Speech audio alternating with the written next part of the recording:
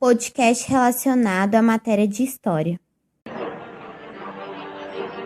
2020, outro ano comum, era para ser só mais um. Cheio de esperanças, planos, novas crianças, sonhos. Era só o que pensavam, que esperavam. Normalidade, com as mesmas atividades, atrocidades, liberdades e... não tá sendo bem assim. Em 2019 é descoberto um novo vírus na China. Mas não, tá tudo bem, né? A China é bem longe, logo passa. Passa mesmo pro mundo todo. Pandemia, lockdown, máscaras. Cadê uma vacina? Será esse o fim? Milhares já morreram, não tem nem mais caixão. Corpos jogados no chão, não sabem o que fazer. Em 1918, gripe espanhola, a morte virou tédio. Nada mais importava. Já vivemos isso antes, por que não aprendemos? O tempo passa, aumenta a curva, diminui, atrasa, libera, restrições. Fique em casa. Rotina. Nosso novo normal. Mais um vírus mortal. Covid-19. No episódio de hoje, falarei sobre pandemias, explicando o que significa e dando exemplos que aconteceram no decorrer dos séculos. Alguns convidados responderão perguntas que nos ajudam a entender como as rotinas mudaram e como o psicológico é afetado por essa pandemia do Covid-19 e pelo isolamento social.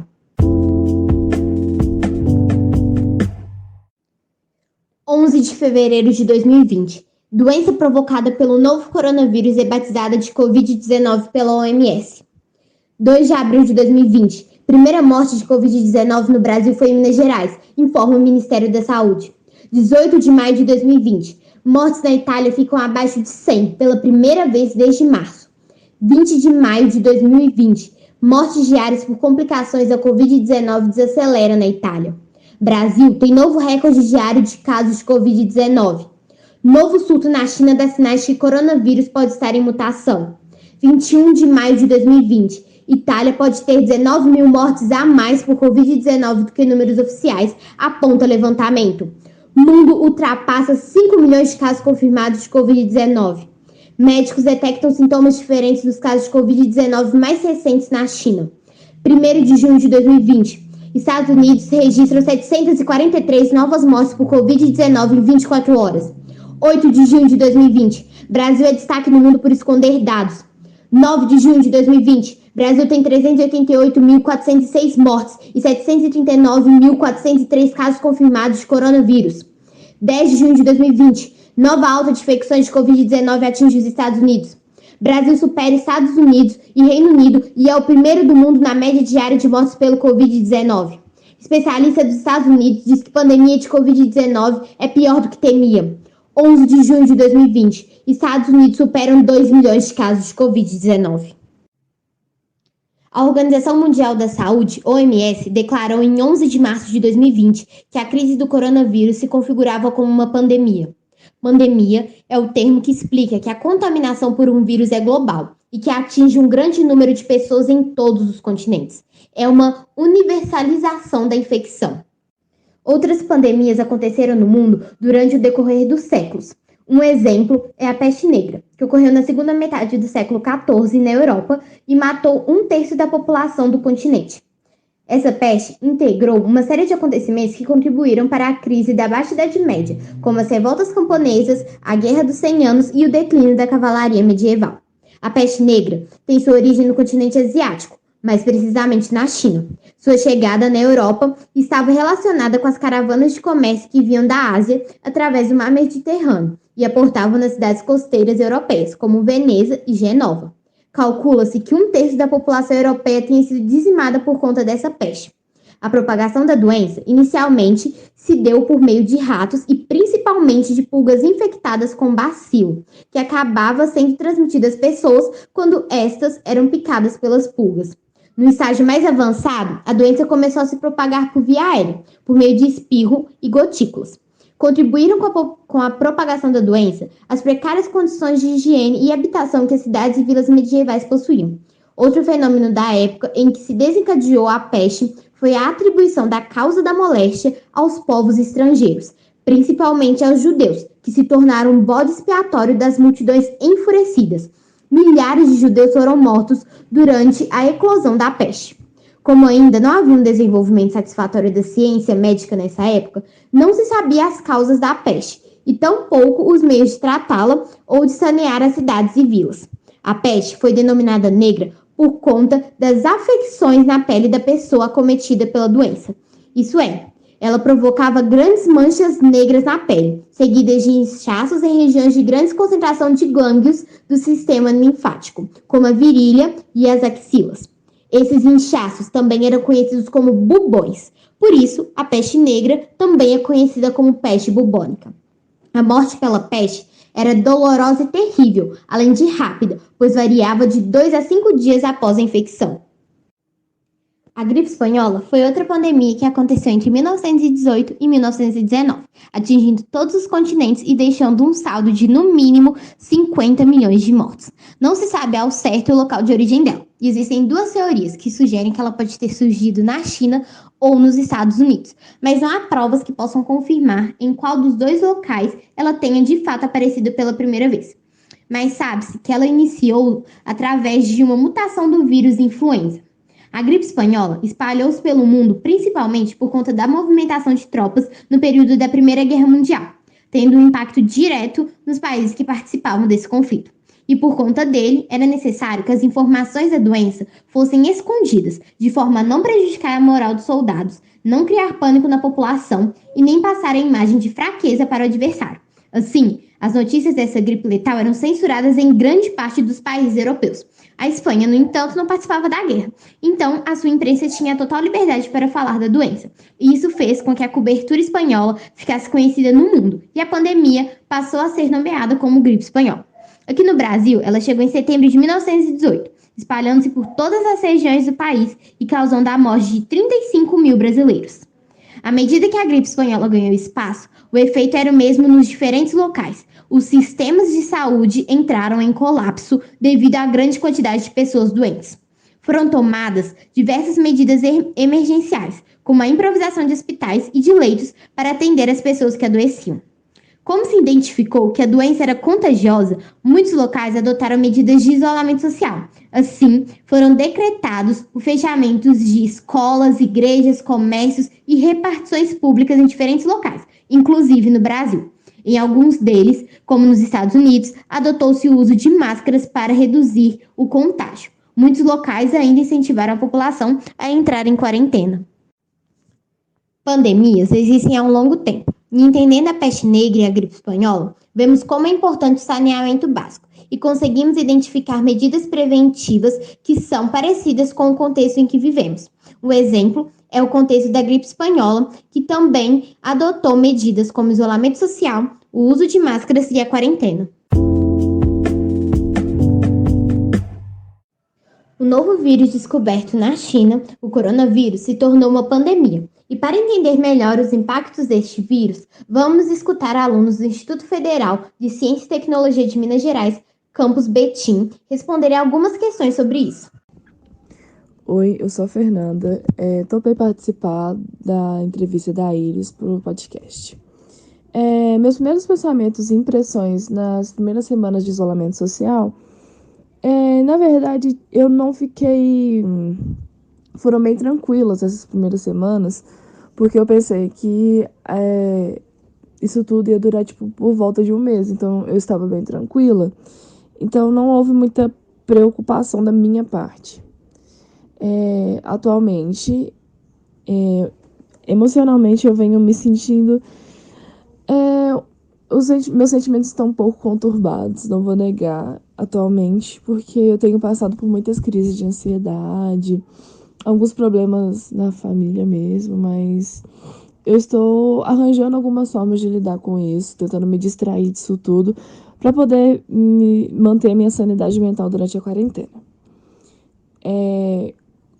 O ensino à distância, para mim, não tem sido eficaz, pois eu não consigo aprender nada, mesmo que eu tente aprender alguma coisa, pesquisar, ver videoaula, eu não consigo aprender de forma satisfatória e para mim já tá virando uma coisa monótona apenas fazer atividade, sem aprender as matérias.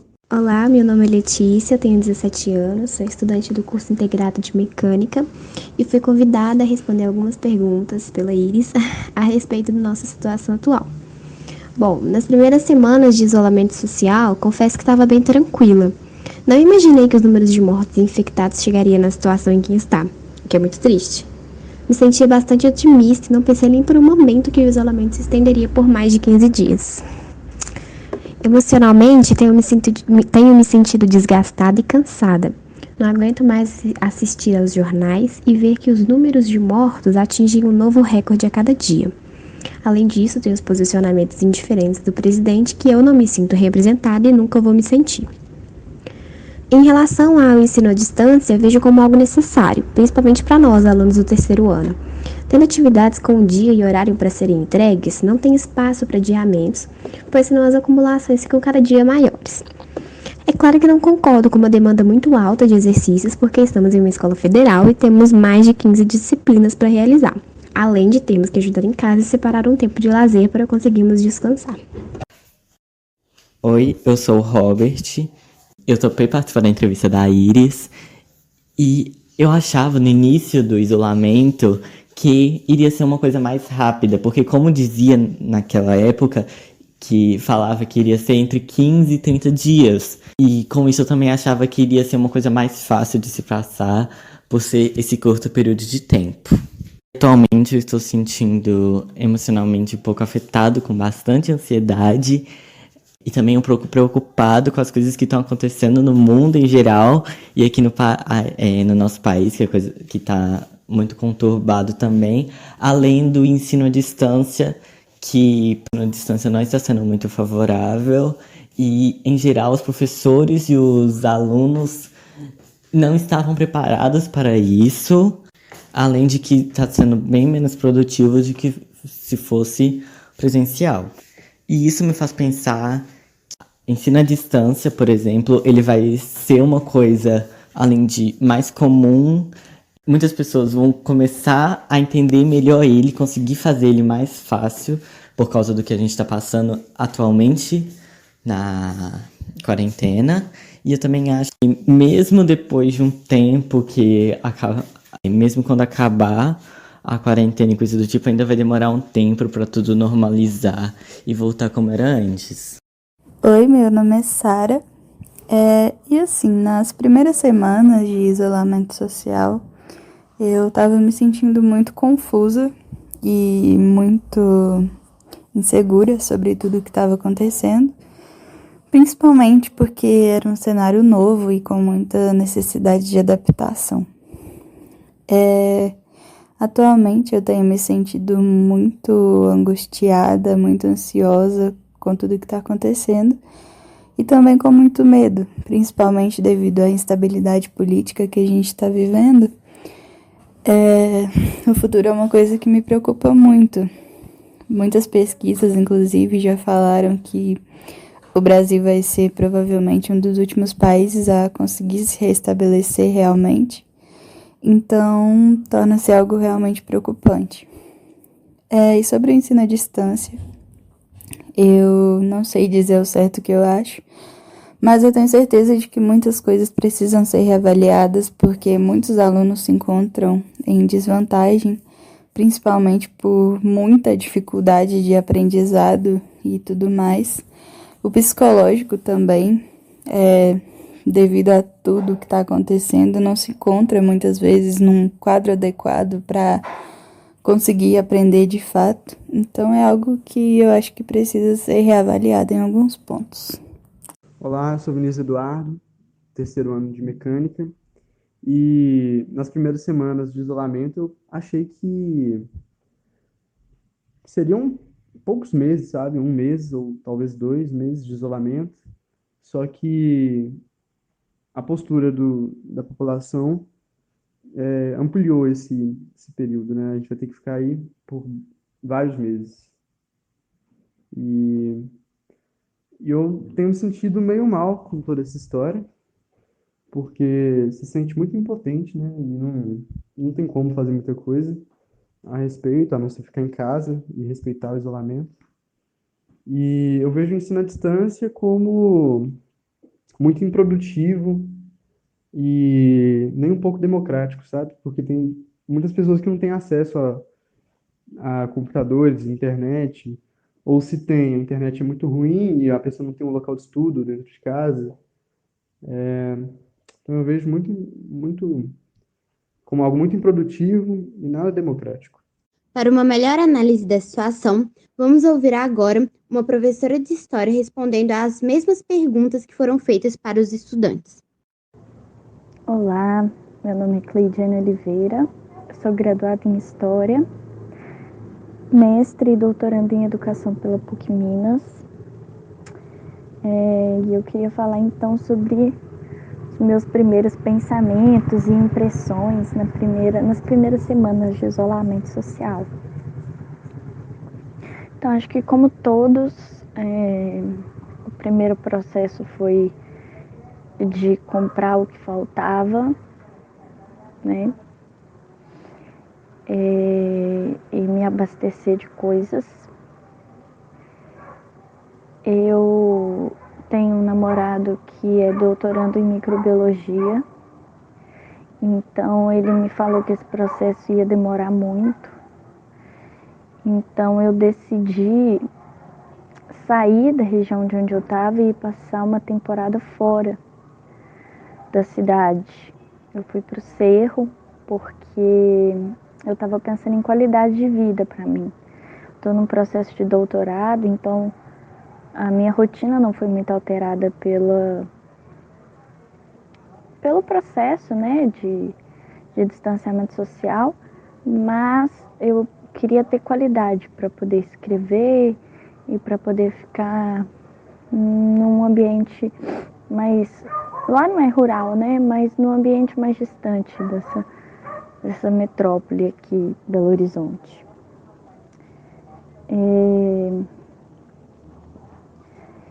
Atualmente eu venho me sentindo emocionalmente bem.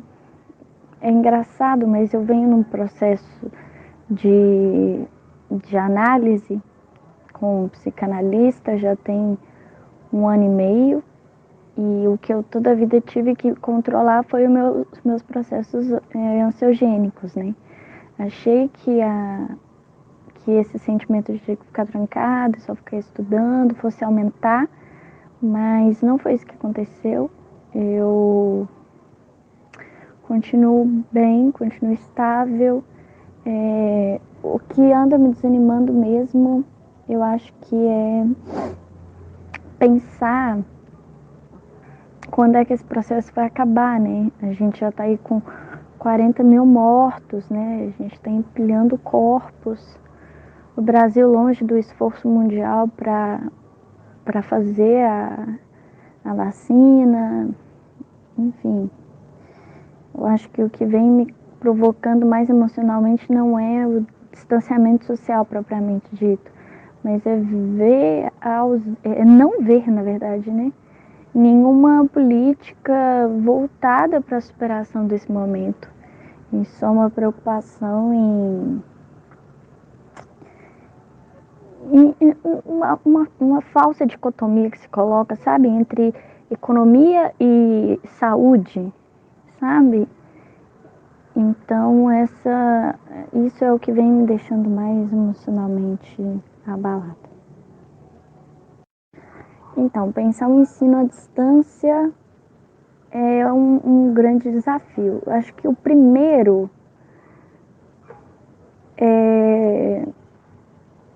desafio é a gente pensar que não havia um projeto para a inserção das disciplinas à distância, né? A gente foi obrigado a pensar isso. Então, eu não sei se as escolas estavam preparadas para isso. Algumas têm saído muito bem, algumas escolas particulares, né? E outras eu acho que têm topado um desafio e têm pensado essas estratégias, mas é a dificuldade de se pensar uma estratégia no meio do furacão, né? Isso é um pouco difícil de imaginar, não é? Acho que talvez esse momento possa deixar as escolas mais preparadas para um possível ensino à distância, sabe? Que seja melhor pensado, elaborado, mas hoje ensino à distância é tentativa e erro, né? No meio do olho do furacão, assim. Então, eu acho que isso é muito preocupante. Segundo, que tem uma coisa que eu acho que a gente perde, e aqui eu falo da educação básica, principalmente, mas também falo das pessoas que estão nas suas primeiras graduações. Existe algo que a gente perde com o ensino à distância. Eu acredito nisso. Eu acho que esse é o momento da gente refletir sobre o que é isso que se perde. É uma coisa que está, eu acho que no âmbito das relações, do encontro do diverso. Pensar a educação básica, né? São jovens. Então, entender como é que a falta desse encontro pessoal, tentar entender o que é isso que a gente perde na ausência desse encontro. Ou, se preferir, o que é que a gente ganha, né? Através desse encontro que a gente não ganha no ensino à distância. Eu acho que essa é uma boa pergunta que a gente, principalmente a gente como professor, tem que buscar responder de agora em diante. Alguns setores básicos, como o setor da saúde e da segurança, não pararam frente à nova ameaça do Covid-19. O que alguns policiais civis têm a dizer sobre essa situação? Entenda a resposta deles frente à pergunta. Vocês da Polícia Civil, do setor de segurança, estão trabalhando mesmo com toda essa situação e agradecemos pelo trabalho. Então, gostaria de perguntar como tem se sentido com a exposição e com a rotina de trabalho. A dinâmica de vocês mudou? Quais mudanças mais perceptíveis no trabalho de vocês? Olá, meu nome é Hugo, sou investigador da Polícia Civil de Minas Gerais e estou nessa profissão há exatos 10 anos. Agradeço ao grupo pelo reconhecimento do trabalho prestado à sociedade e agradeço a oportunidade de contribuir com informações para o seu podcast sobre o tema coronavírus. Bom, após a confirmação pelo Ministério da Saúde em 26 de fevereiro sobre o primeiro caso no Brasil, todos nós policiais ficamos apreensivos e atentos. Em 17 de março, a primeira morte foi confirmada. E em 6/3 foi confirmado o primeiro caso em Minas. Foi de uma mulher em Divinópolis. Após essa data, tudo mudou.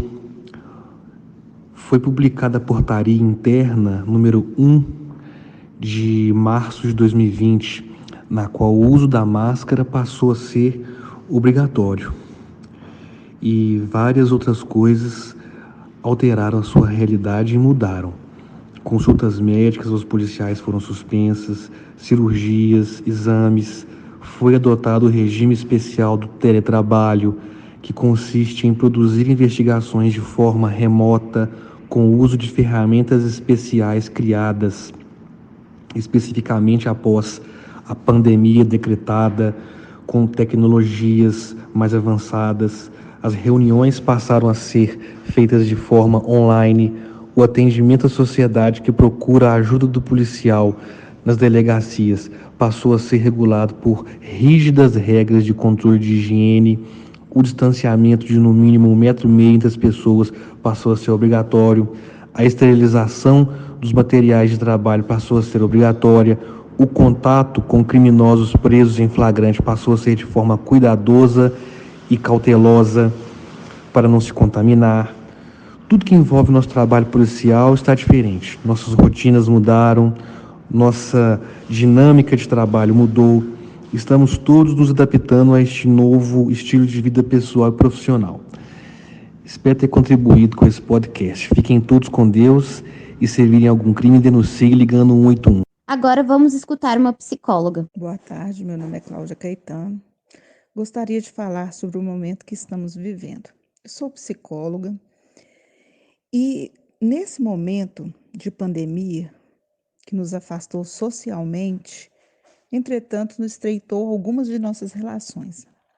Em psicologia, buscamos a evolução, mudanças, autoconhecimento e acredito que podemos trabalhar na diversidade.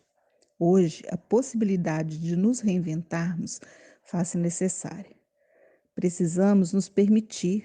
Somos seres em crescimento. Por isso, não podemos nos definir. Ainda não estamos prontos.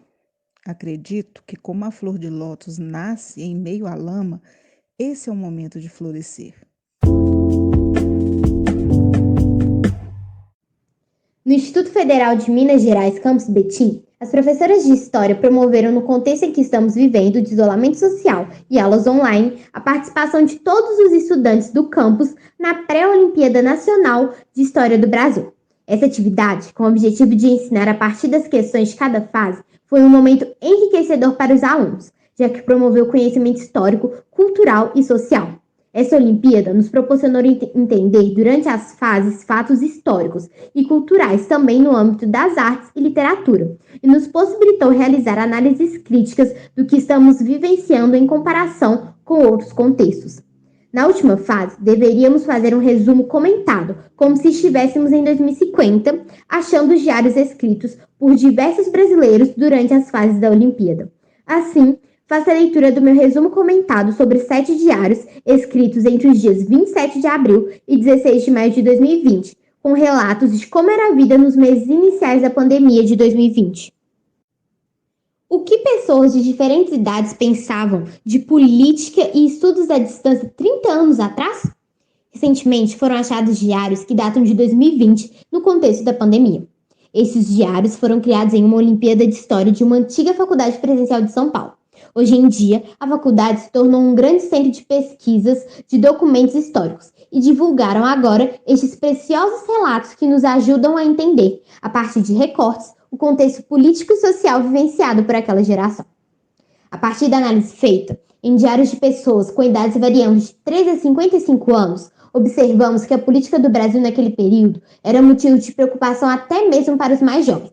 Analisando os trechos que falam sobre isso, é possível compreender o descaso para com a pandemia e medidas extremamente imprudentes do âmbito federal. Como é observado no Diário de RC, em que ela diz que andava chateada com as atitudes de algumas importantes figuras políticas que estavam minimizando e desprezando a intensidade e perigo do coronavírus e deixando de tomar os devidos cuidados para não contraírem a doença e estimulando a população a desprezar o perigo. Entendemos que a política chegou até mesmo a influenciar a população psicologicamente e fisicamente ao ignorar o grande perigo daquele vírus que assolou o mundo décadas atrás. Ao observar os trechos que falam sobre a saúde psicológica, é possível entender que o período de isolamento social provocado pelo Covid-19 deixou as pessoas com grandes incertezas e provocou o aumento da ansiedade e estresse em muitos jovens e adultos. Os mais jovens, para lidar com isso, mergulharam no mundo dos games. E assim, eles passavam o dia jogando e ou conversando com amigos pela internet. O estudo à distância ganhou o lugar que tem hoje em nossas vidas 30 anos atrás, em que, mesmo sendo difícil e de certa maneira precário, fez parte do dia a dia dos cidadãos na pandemia. Em todos os diários, é possível entender que o estudo fazia parte da rotina de alguns dos brasileiros, que até mesmo quando adultos e formados voltaram a estudar. Como é observado no trecho de BSA, que diz que seu colégio disponibilizou aulas online e toda uma plataforma e organização para que ele e seus colegas tivessem aula em casa, vemos que algumas escolas introduziram o estudo via EAD, e assim, os alunos não foram tão prejudicados intelectualmente por aquele vírus que deixou o país, em 2020, quase um ano sem aulas presenciais. O normal para o mundo mudou. Vivemos uma nova realidade e, em nossa rotina, temos que enfrentar os desafios que essa pandemia nos impõe, com diversas mudanças econômicas, sociais e culturais.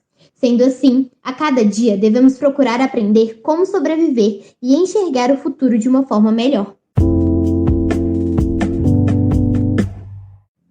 Chegamos ao fim deste episódio. Fiquem seguros e fiquem em casa se puderem.